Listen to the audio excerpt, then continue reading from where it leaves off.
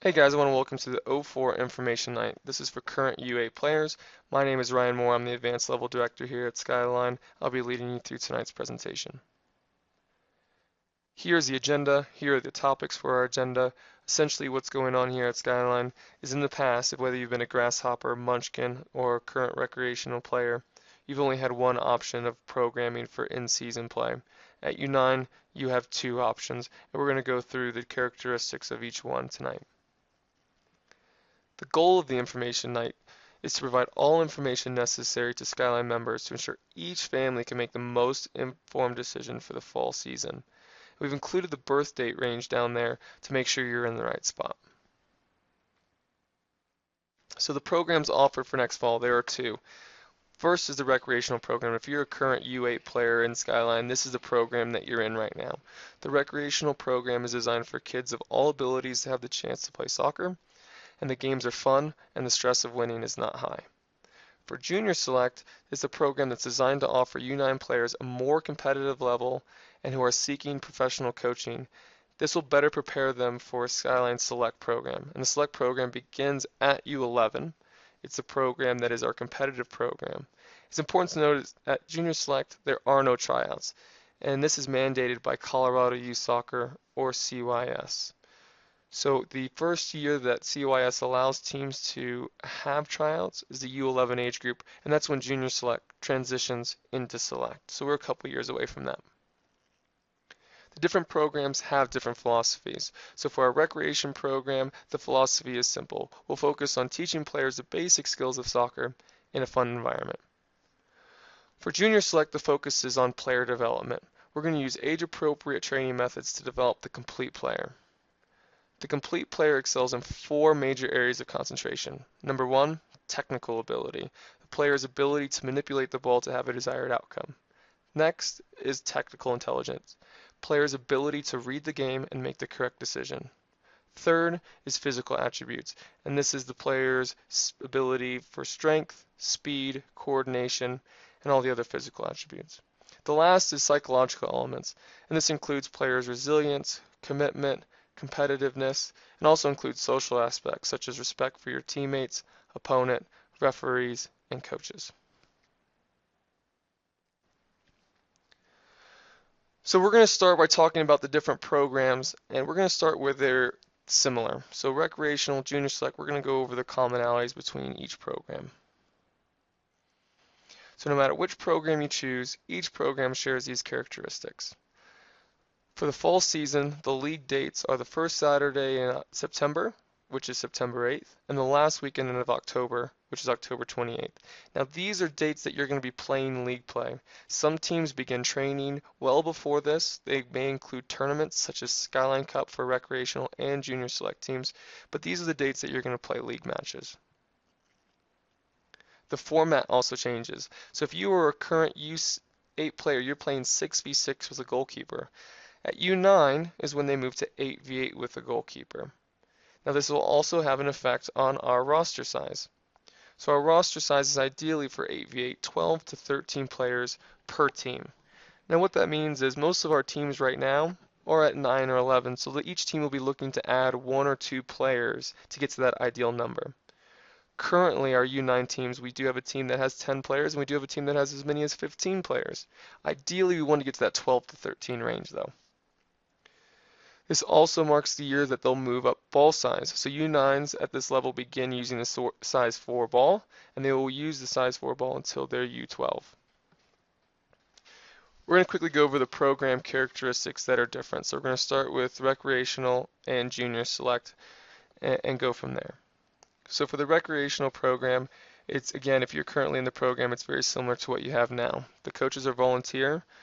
Training days, times, and locations are determined by the coach and team based on availability of permits through Denver Parks and Rec. The matches are going to change a little bit though for our recreation program. So in the past you've only been playing Skyline teams, Crestmore Crammer teams, and or Congress teams. At the U9 recreational level, we have to combine and work with other clubs to make sure we have a full division. So the other clubs that we work with are Evergreen, Aurora, Inglewood, Highlands Ranch, Littleton, and Parker. So there will be some travel for matches at the recreational level for U9s. The cost is $150 per season, which doesn't include the cost of uniform. The cost of uniforms are $55, and as you can see on our model on the right there, there's no uniform change. So the uniforms, if you currently have them at U8 and they fit at U9, you can wear those same uniforms. For our junior select program, the coaches are changed. We're going to have a paid trainer and a volunteer coach. Training days, time, locations are determined by Skyline, and we'll get into that in the next slide, how those times and days are determined. For matches, you'll have 8 games in the Denver metro area, and our junior select teams play in the Intermediate League, which is run by CYS. Teams that are likely to be included in our division are Castle Rock, Highlands Ranch, Centennial, Golden, Evergreen, Westminster, Broomfield, Littleton, and Colorado Springs. What I want to make sure you guys realize is that within the Intermediate League there are 3 divisions. So there's a Gold Division, a Silver Division, and Bronze Division. The Silver and Bronze Division are split Denver in half, North and South, and we would be in the South Division with these teams mentioned. If we do have a team that plays in the Gold Division, that is a citywide division, so Boulder may be added to your list of teams. The other thing I'd like to mention is that because these teams are in your division, doesn't mean you have to go there. If we play Castle Rock at home, then we don't have to go to Castle Rock, for instance. So I want to make sure that you're aware of that. Just that because they're in your division doesn't mean you necessarily are traveling there on your schedule. The cost for Junior Select is $195 per season, which does not include the cost of the uniform. And the uniforms are $90.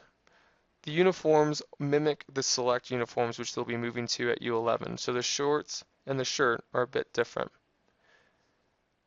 These jerseys also have numbers on them, so it's our job in the Skyline office to ensure that whatever number you have at U9, if that jersey still fits at U11, that number will be yours and there will be no duplicates. So there'll be one number per player per age group. So we're going to talk about the training for a second. So the training will be combined with another junior select team. So at training there will be a paid trainer who will lead the session with the help of the volunteer coaches for a total of 3 coaches per session. At matches, the volunteer coach will assume match day duties. That means subs, lineup, warm-up, etc.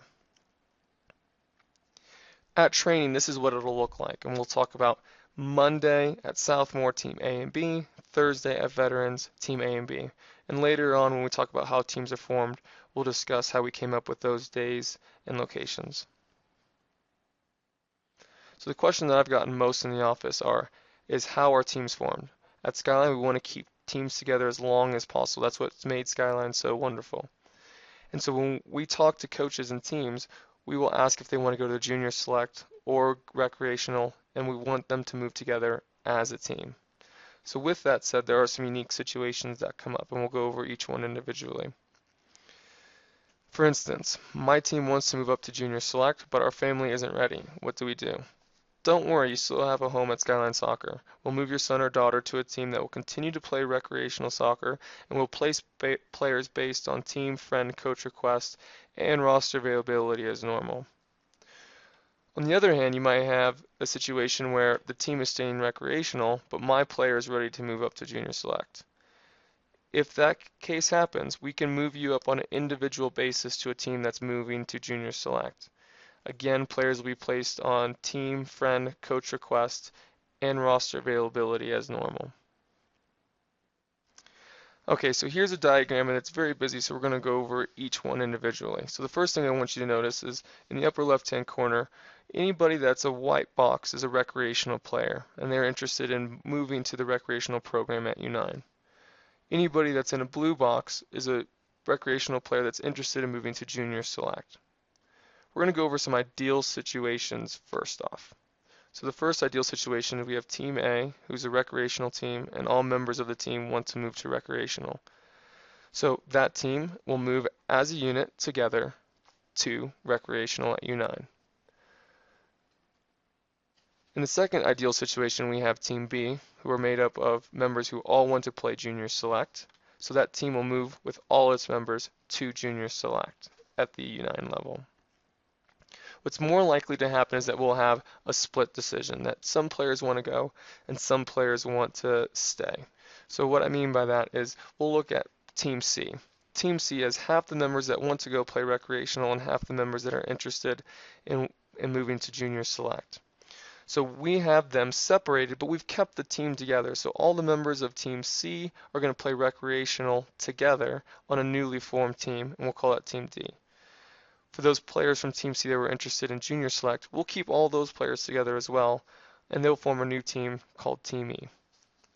We'll do the same for teams F and G, trying to keep all the members together as best as possible. That's our goal here at Skyline, to keep teams together as long as possible.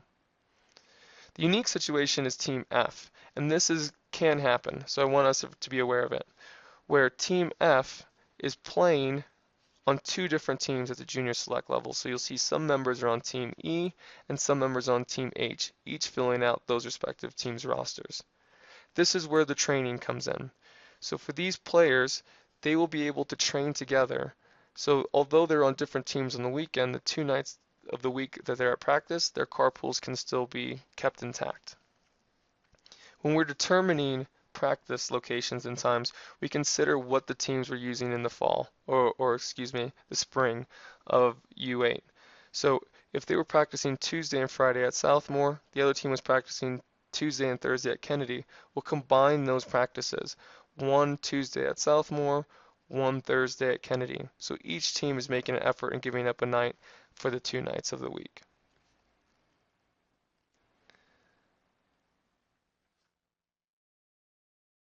If you have any questions or concerns, please feel free to contact us. You can contact Liz Greer, our Recreational Director, at lizg@skylinesoccer.org, myself, Ryan Moore, the Advanced Level Director, at ryan@skylinesoccer.org, or feel free to call into the office. Our phone number is 303-691-5662. Again, we want to make sure you have all the information necessary so you can make the most informed decision. So if we can help that process out in any way, just let us know. Thank you for your time.